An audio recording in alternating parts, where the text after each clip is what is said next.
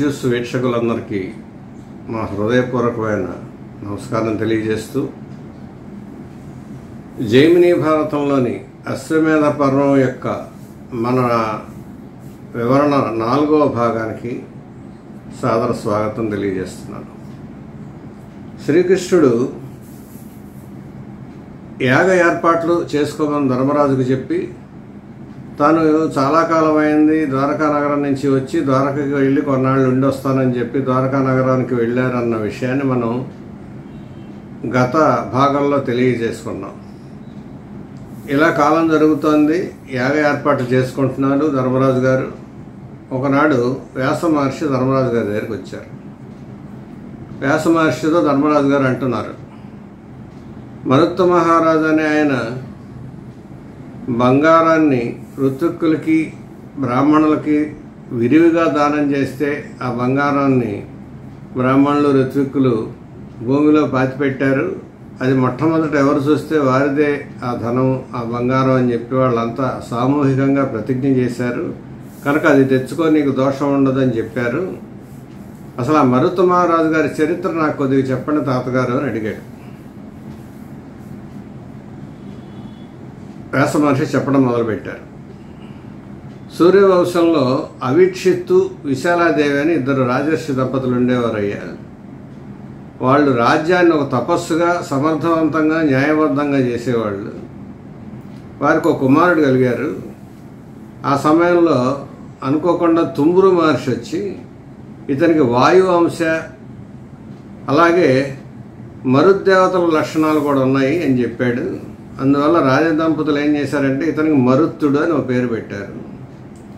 మరుత్తుడు క్రమంగా పెద్దవాడయ్యి స్వాభావికంగా మంచి తాపసి కూడా అయ్యాడు. నిరంతరం యజ్ఞాలు యాగాలు చేస్తుండేవాడు అతను కూడా. తండ్రి అవీక్షిత్ అనే ఆయన వయస్సు మళ్ళిన తర్వాత రాజ్యాన్ని అతనికి ఇచ్చేసి వానప్రస్థం వెళ్ళిపోయాడు. ఈ మరుత్తుడు మంచి ఉద్దేశంతో రాజ్యం చేస్తూ చంద్రుడి గురించి తపస్సు చేసి, నా రాజ్యంలో నాకు కానీ మరెవరికి కానీ నా ప్రజలకు కానీ ఆహార లోపం లేకుండా వరం ఇవ్వమని అడిగాడు. ఎందుకంటే ఓషధులు అన్నము వీటికి అధిదేవత చంద్రుడు. అలా ప్రజా సంక్షేమ తత్పరతతో మరుత్తుకో మహారాజు రాజ్యం చేస్తుంటే తోటి రాజులకి అసూయ కలిగింది.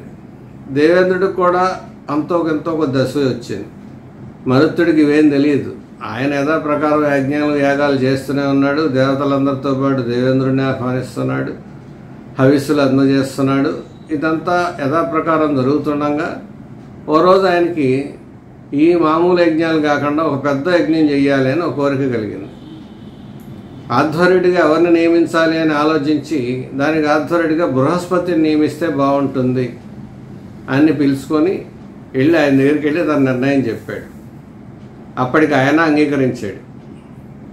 ఈ విషయం తెలిసిన దేవేంద్రుడు, అదేంటి నువ్వు దేవతలకు కదా గురువువి, మానవులకు నువ్వు వెళ్ళి యజ్ఞం చేయించడం ఏంటి? దేవతలకు అది అవమానకరం కదా, అందులో నాకు అవమానకరం. అది నువ్వు చేస్తే యజ్ఞం నాతో చేయాలి కానీ మానవులకు చేస్తావా అని చెప్పి అడిగాడు. బృహస్పతి, సరే నువ్వు చెప్పావు కదా చెయ్యనులే అన్నాడు. ఇది జరిగిన తర్వాత మరుత్ మహారాజు బృహస్పతి దగ్గరికి వెళ్ళి, యజ్ఞం మీరు చేయించాలి ఒప్పుకున్నారు కదా అని అడిగారు. ఆయన దేవేంద్రుడికి ఇచ్చిన మాట ప్రకారం సరే నేను రానని చెప్పాడు. ఇంకా చేసేదేం లేక స్వర్గలోకం నుంచి తన రథంలో యోగ మార్గంలో తిరిగి భూలోకానికి వస్తున్నాడు. చాలా దిగులుగా ఉన్నాడు. కారణం ఏంటంటే ఒకసారి ఒకరిని ఆధ్వర్యుడిగా మనసులో నిర్ణయించుకొని ఒప్పించి ఆయన అనుగ్రహం సంపాదించి ఆయనతో చేయించుకోవాలి తప్ప ఇంకోళ్ళని పెట్టడం ఆధ్వర్యుడిగా మంచి పద్ధతి కాదు అనేది ఆయన ఉద్దేశం. ఇలా ఆలోచిస్తూ కిందకి దిగుతుండగా నారద మహర్షి ఎదురుపడి అడిగాడు, ఏంటి విచారంగా ఉన్నావంటే జరిగిందంతా చెప్పాడు. పర్వాలేదులే, బృహస్పతి రాకపోయినా పర్లేదు, బృహస్పతికి అన్నగారు ఉన్నాడు సంవర్తుడని, ఆయన పిలుచుకో, ఆయన ఈయన ఒకటే వంశం కనుక అన్నదమ్ములే కాబట్టి ఆ వంశంలో నుంచి ఆధ్వర్యుడిని నువ్వు వరిస్తున్నావు కాబట్టి నీకే దోషం రాదు అని. ఇంకా ఇందులో సంవర్తుడికి ఇంకా మంచి జ్ఞానం కూడా ఉంది, పరిపూర్ణమైన జ్ఞాని అయిన బృహస్పతి కంటే చాలా జ్ఞాని. బృహస్పతి విద్యావంతుడే కానీ అంత పరిపూర్ణ జ్ఞాని అయితే కాదు. కానీ సంవర్తుడు సాక్షాత్తు జ్ఞానం పరిపూర్ణంగా ఉన్నవాడు. ఎప్పుడూ విరక్తుడిగా ఉంటాడు. ఆయన పట్టుకోవడం కాస్త కష్టం. కానీ బృహస్పతి కంటే మాత్రం ప్రతిభాశాలి అన్నాడు. మరి బృహస్పతి కంటే ప్రతిభాశాలి అంటున్నారు మీరు, ఆయన పట్టుకోవడం కష్టం అంటున్నారు. ఎలాగా? ఆయన ఎవరో నాకు తెలియదు కదా. నేను చెప్తాను ఆయన సంగతి అని చెప్పి. ఆయన కాశీలో ఉంటున్నాడు ఇప్పుడు. ఎప్పుడు శ్మశానంలోనే ఉంటాడు. ఆయన్ని నువ్వు వరించి ఆయన పట్టుకుంటే నీ పని అయిపోతుంది అని చెప్పి ఆయన గుర్తులు చెప్పాడు నారదుల వారు. కాశీ వెళ్ళి ఓ శవం పట్టుకో, ఓ శవాన్ని సంపాదించి ఆ శవాన్ని ముందు పెట్టుకొని ఏం చేయాలనేది ఆ ప్రక్రియ అంతా ఆయన చెప్పాడు. ఆ ప్రకారం చేశారు. సంవర్తుడు దొరికిపోయాడు. నీకెవరు చెప్పారు నా గురించి అని అడిగాడు సంవర్తుడు. నారదుల వారు చెప్పారండి అన్న. ఇప్పుడు ఎక్కడున్నారు నారదుల వారు? అగ్నిప్రవేశం చేశారు అని. రాజుగారు నారదుడిని కలిసినప్పుడే నారదుడు చెప్పాడు, నేను ఇట్లా అగ్ని ప్రవేశం చేశానని చెప్పి ఆయనకి. నీకు సంవర్తుడి జాడ చెప్పిన తర్వాత నారదుల వారు ఎక్కడికి వెళ్ళారని అడుగుతాడు ఆయన. అగ్ని ప్రవేశం చేశానని చెప్పాను. అబద్ధం కదా ఎలా అని అనుకున్నాడు ఈయన. కానీ నారదుల వారు ఏం చేశారంటే అగ్నికి మరో రూపమైన సూర్యకిరణాల్లోకి ప్రవేశించారు. ఎందుకంటే నారదుల వారు ఎక్కడి నుంచి ఎక్కడికైనా వెళ్ళగలరు కనుక ఆ రకంగా ఆయన అగ్నిలో ప్రవేశించినట్టే లెక్క. సంవత్సరం మాత్రం అయ్యో నిన్ను నా దగ్గరికి పంపించి ఆయన అగ్ని ప్రవేశం చేశాడా, ఎంత పని జరిగింది అని ఆయన బాధపడుతున్నాడు. పడి సరే నారదుడికి ఏం కాదులే అని నారదుడు పంపాడంటే ఏదో ప్రత్యేక కారణం ఉంటుంది, ఏమిటి అన్నాడు. రాజు ఉన్నట్టు మొత్తం చెప్పాడు. సంవత్సరుడు జరిగింది రాజుకు తెలియని ఇంకోటి చెప్తున్నాడు. దేవేంద్రుడే మా తమ్ముడు బృహస్పతితో చెప్పిన ఈ యజ్ఞానికి రాకుండా చేశాడు అని సంవర్తుడు రాజుకు కూడా తెలియని విషయం ఒకటి చెప్పాడు. దేవేంద్రుడికి నువ్వు ఎంత గొప్ప యజ్ఞం చేయించడం ఇష్టం లేదు, అయినా నేను చేయిస్తాను. నువ్వు దేవేంద్రుడికి కానీ మిగతా వాళ్ళకి కానీ ఎవరికి భయపడినని నాకు మాట ఇవ్వాలన్నా. మీరుండగా నాకేం భయం, నేను ఎవరికి భయపడినాను. ఆ రకంగా సంవర్తుడు మరుతుడు యజ్ఞానికి ఆధ్వర్యుడిగా ఉండడానికి ఒప్పుకున్న తర్వాత సంవర్తుడు రాజులు యుద్ధం కోసం యజ్ఞాల కోసం ధనం సంపాదించడానికి ప్రజలను అడగకూడదు కదా, మరి డబ్బు ఎలా వస్తుంది, బంగారం ఎలా వస్తుంది అని. దానికి కూడా నేనే ఉపాయం చెప్తాను. పూర్వం పార్వతీ కోసం శివుడు తపస్సు చేశాడు. శివుడు అంటే ఐశ్వర్య స్వరూపుడు.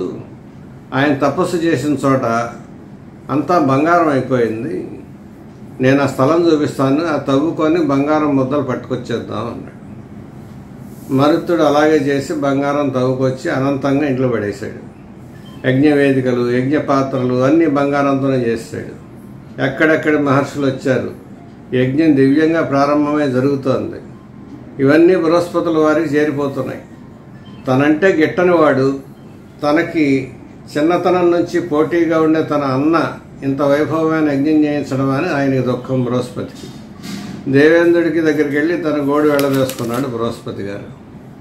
దేవేంద్రుడు బృహస్పతితో మీకెందుకు, నేను ఆపుతాను కదా యజ్ఞాన్ని అని చెప్పి అగ్నిదేవుడిని పిలిచి నీ వల్లే కదా యజ్ఞం జరిగేది, ఆవిర్భాగాలు వచ్చేవి నీ వల్లే కదా, ఆపమని చెప్పు, లేదా దేవేంద్రుడు ఆగ్రహానికి గురి కావాల్సి వస్తుందని కూడా హెచ్చరించి చెప్పు నువ్వు అని చెప్పి అగ్నిదేవుడిని పంపించాడు. అగ్ని మరుతుడి దగ్గరకు వచ్చి ఏదో మాట్లాడబోయాడు. ఆధ్వర్యం వహిస్తున్న సంవర్తుడు యజ్ఞానికి విఘ్నం కలిగిస్తే నీకే ప్రమాదం అని చెప్పి అగ్నిదేవుడినే బెదిరించాడు. దాంతో అగ్నిదేవుడు భయపడి వెళ్ళిపోయాడు.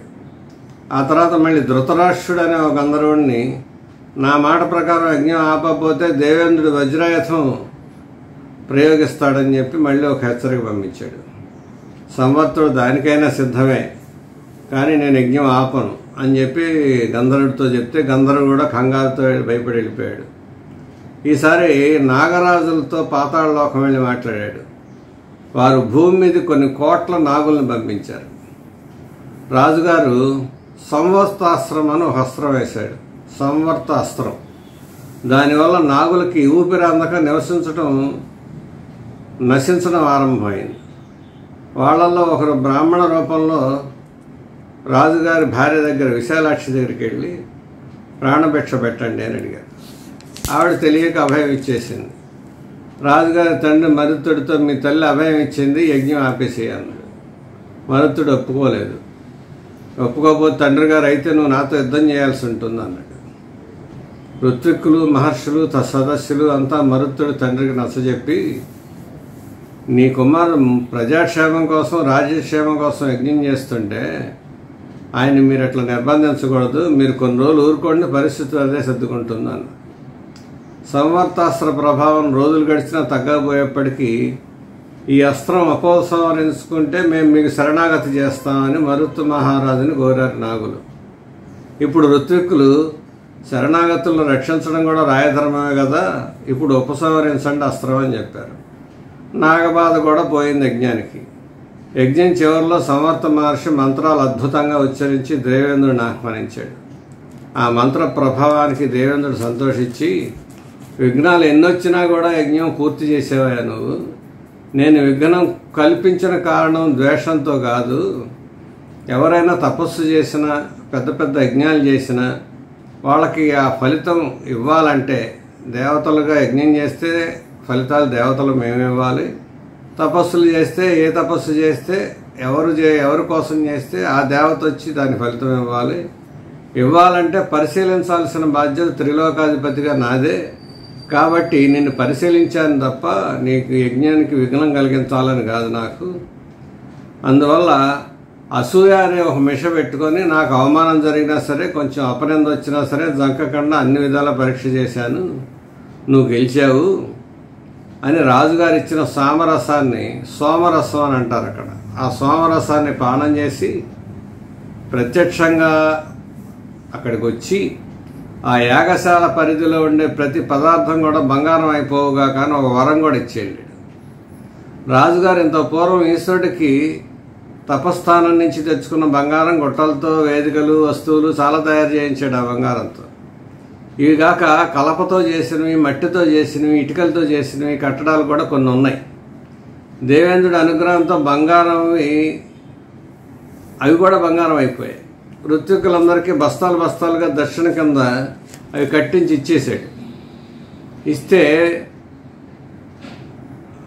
ఆ ఋత్విక్కులు వాటి మీద ఆశతో వచ్చిన వాళ్ళు కాదు, యజ్ఞం మీద ఆశతో వచ్చారు వాళ్ళు.